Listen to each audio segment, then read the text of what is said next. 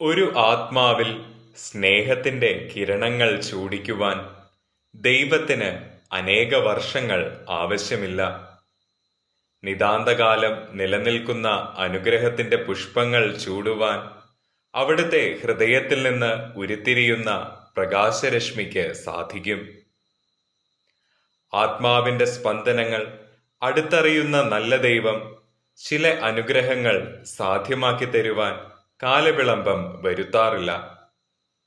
നാം ഓരോരുത്തരും ജീവിതത്തിൽ സ്വീകരിക്കേണ്ടത് നിലനിൽക്കുന്ന അനുഗ്രഹത്തിന്റെ പുഷ്പങ്ങളാണ്.